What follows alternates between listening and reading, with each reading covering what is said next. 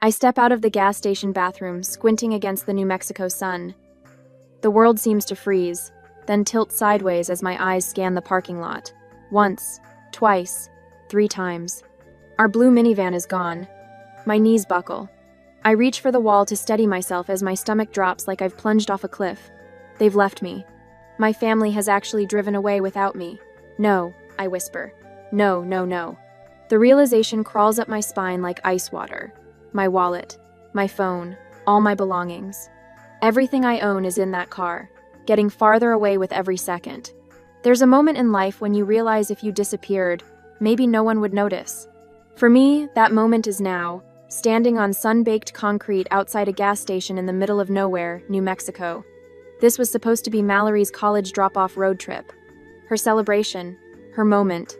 Just like everything else has always been, the worst part isn't that they left me. It's that they didn't even notice I was gone for the next 40 miles. Earlier this morning, I'd squeezed into the 3rd row of the minivan behind Mallory's excess luggage when she complained about needing to stretch her legs for the drive. "Brielle, honey," Mom had said, not even looking back at me as she adjusted the rearview mirror. "You're used to being low maintenance. Just hang in there, okay? This is Mallory's big day." I'd nodded, like I always do. Made myself smaller, like I always do.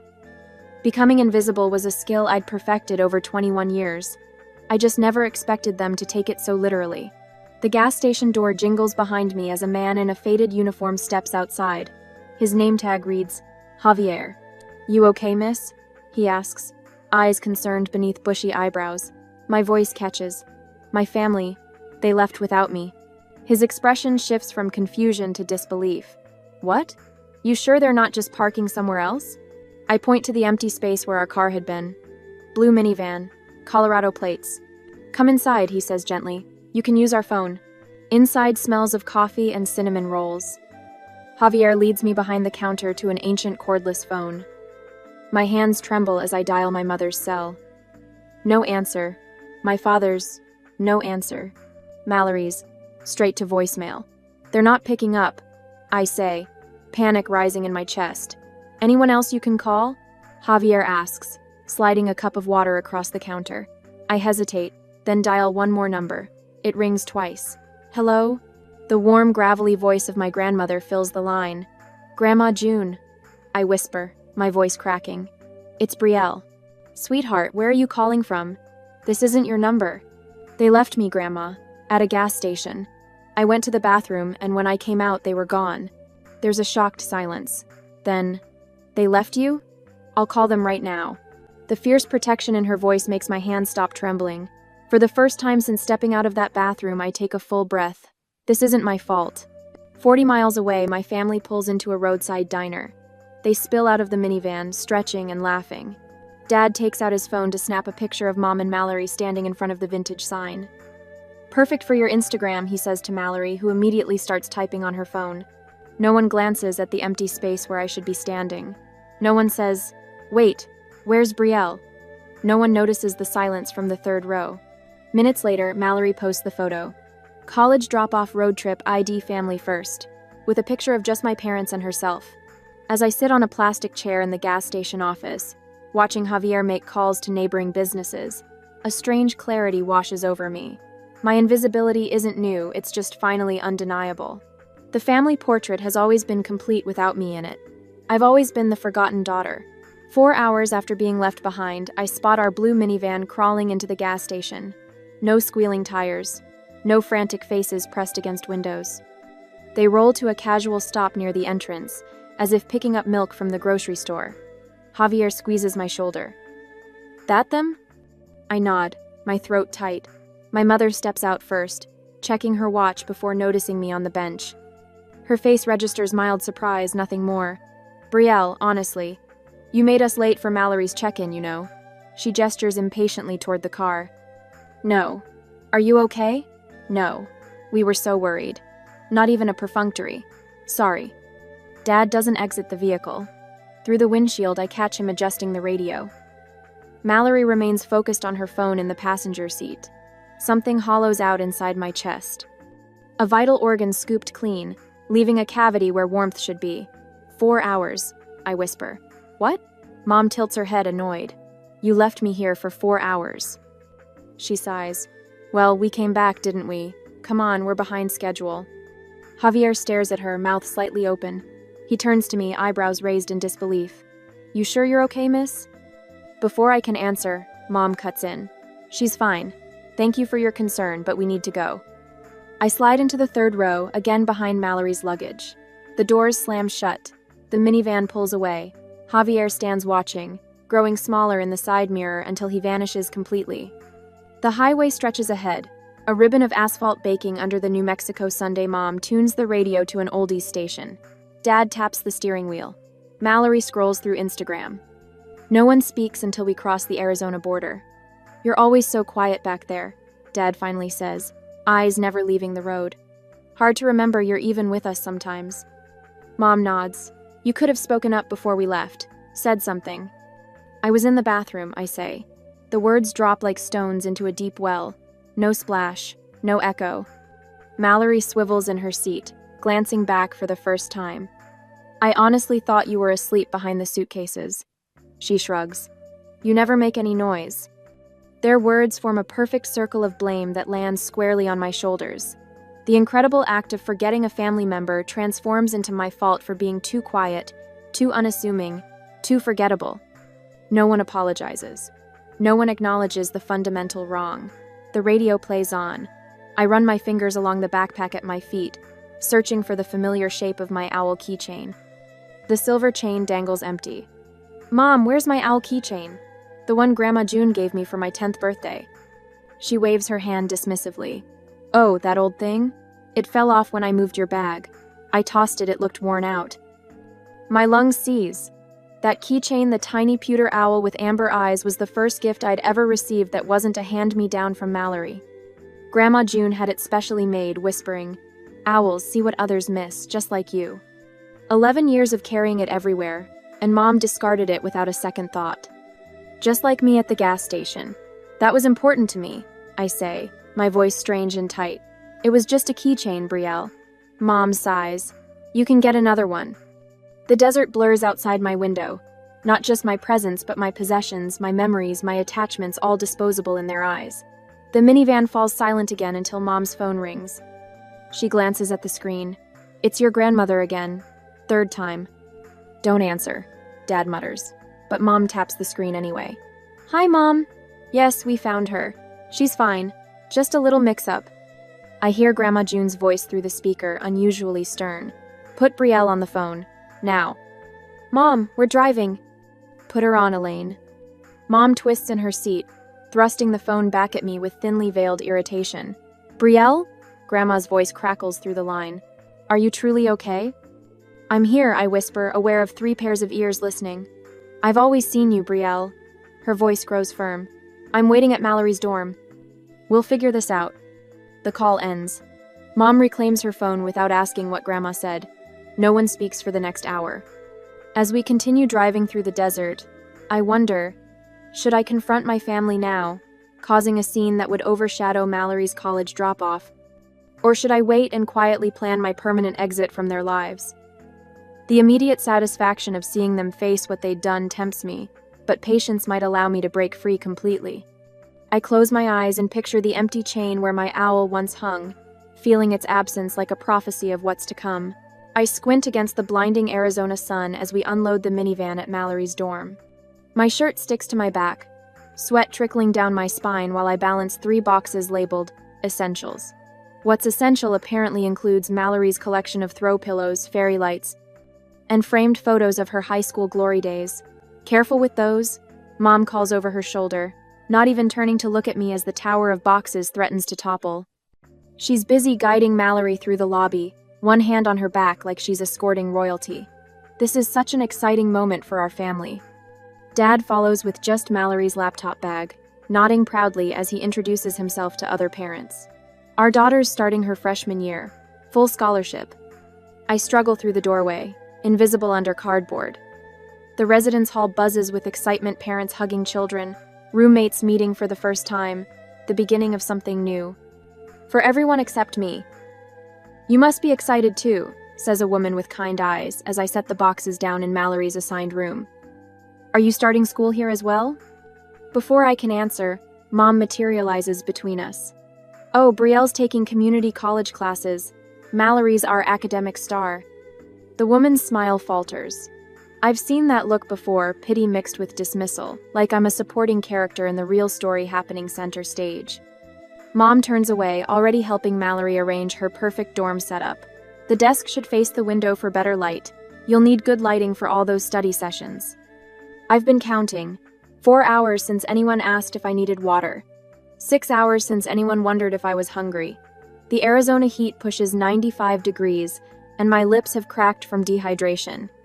I unpack Mallory's carefully wrapped snow globes, one from every family vacation. I don't appear in any of them. The Christmas trip to Aspen when I had the flu and stayed with Grandma June. The spring break in San Diego when I wouldn't appreciate it anyway, because I was too wrapped up in photography. The summer road trip when I was working to save for college, the same college fund my parents drained for Mallory's more promising future. My throat tightens as I arrange her keepsakes on floating shelves. Mom hands Mallory each item with a story attached. Remember when you won this trophy? This picture was from your Sweet 16. Your first ballet recital outfit, you were so talented. I snap mental photographs to text Grandma June later. The way Dad's eyes light up when Mallory laughs. How Mom touches Mallory's hair but keeps 6 feet of distance from me. The space I occupy that nobody sees. You need to hang that tapestry higher, Mom says to Mallory, pointing to the wall above her bed. It's the focal point of the room. Brielle can do it, Mallory says, not looking at me. She's taller. As I stretch to reach the hooks, a voice whispers beside me. Your sister seems high maintenance. It's Mallory's roommate Sarah, offering a sympathetic smile and slipping a candy bar into my pocket. Thought you might need this. The small kindness nearly breaks me. For the first time today, someone besides Grandma June has actually seen me. Later, as we stand in the hallway, my parents discuss dinner plans. That steakhouse we passed looked nice, Mom says. Mallory loves a good filet mignon. Let's wrap this up, Dad says, checking his watch. We have a long drive back. He hasn't made eye contact with me once today. Something snaps inside me. The weight of invisibility suddenly too heavy to carry. No one realized I was gone, I say, my voice steadier than I expected. Not for 4 hours. Mom blinks, confusion creasing her forehead. What are you talking about? At the gas station, you left me and didn't notice for 4 hours. You're always so quiet, Mom says, shifting uncomfortably. You could have spoken up before we left. You're fine, Dad dismisses, still not looking at me. Let's not be dramatic. My hands ball into fists. Being independent doesn't mean I deserve to be invisible. The words hang in the air between us. I realize with startling clarity that I don't need their acknowledgement to validate what happened. My experience is real whether they recognize it or not. There you are. Grandma June's voice cuts through the tension. She stands at the end of the hallway, her silver hair catching the light. I've been waiting downstairs. Mom's mouth opens in surprise. Mother? What are you doing here? June walks toward us, her eyes fixed on me. I've always seen her. Why can't you? The question silences my parents. June reaches for my hand, her weathered fingers warm against mine. You're staying with me tonight, she says, the statement brooking no argument. They can drive back alone. The strength in her grip as she squeezes my shoulder makes me stand taller. My spine straightens for what feels like the first time in years. That's ridiculous, Dad sputters. Brielle, get your things. We're leaving. I've already called Eleanor, June continues, mentioning my paternal grandmother.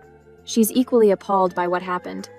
While my parents argue with June, I quietly walk to the minivan and collect my backpack and duffel bag, the sum total of what I brought on this trip. As I return, Dad's face has reddened to a dangerous shade. Brielle, get in the car. Now. His voice carries the authority that has controlled me my entire life. I look at him, really look at him, and see a stranger, someone who has never truly known me. For the first time in 21 years, I turn my back on him and walk away. Later that night, I sit cross-legged on Grandma June's living room floor, legal pad balanced on my knee, pen poised between my fingers. The yellow pages spread around me like fallen leaves, each one filled with precise documentation. The 8th of July, 2022. I read aloud. High school graduation party. Mom introduced Mallory to everyone as our future doctor, and me as our other daughter. June nods, her weathered hands smoothing another sheet of paper. December 2018. She adds, "Your photography won that county prize. They didn't attend the ceremony because Mallory had a cold." The timeline grows with each memory excavated.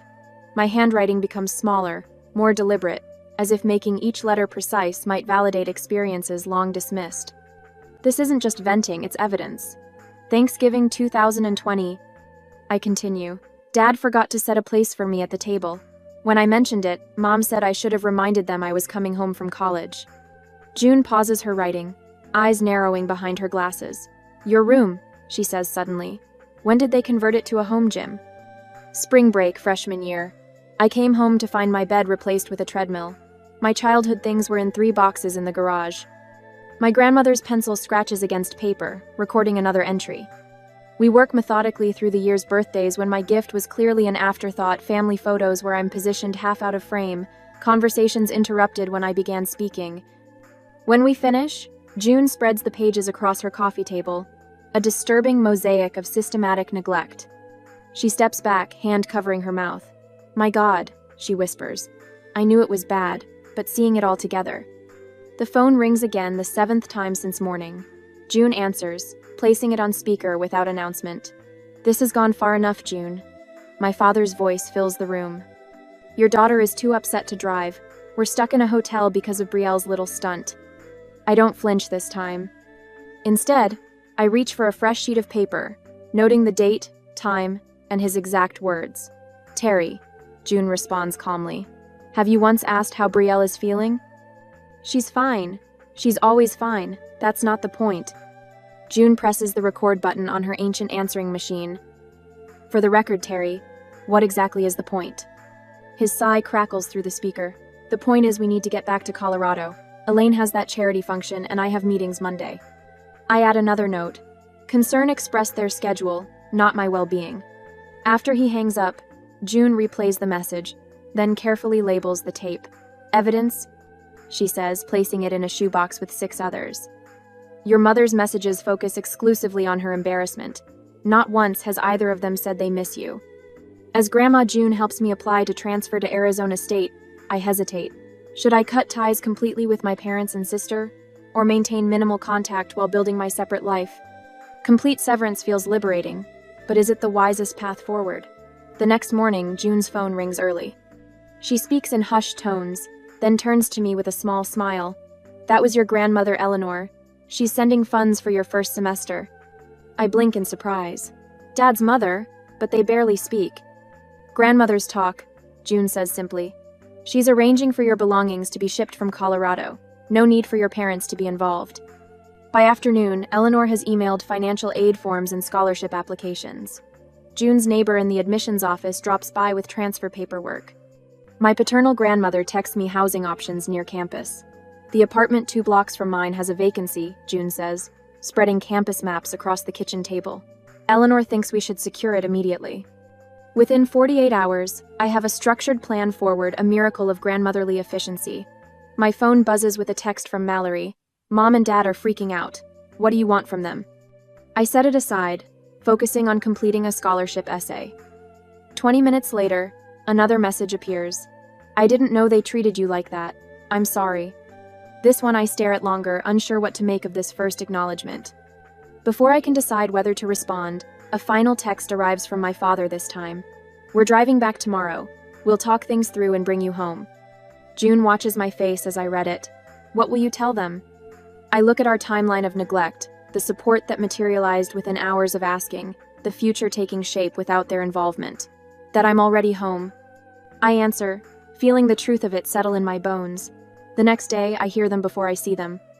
The sharp rap of Dad's knuckles, Mom's nervous flutter of, "Brielle, honey, it's us." Grandma June squeezes my hand before opening the door. I've been expecting this ambush for 3 days. They enter like actors who haven't quite memorized their roles. Mom clutching a Tupperware container, Dad's eyes darting around June's apartment as if searching for escape routes.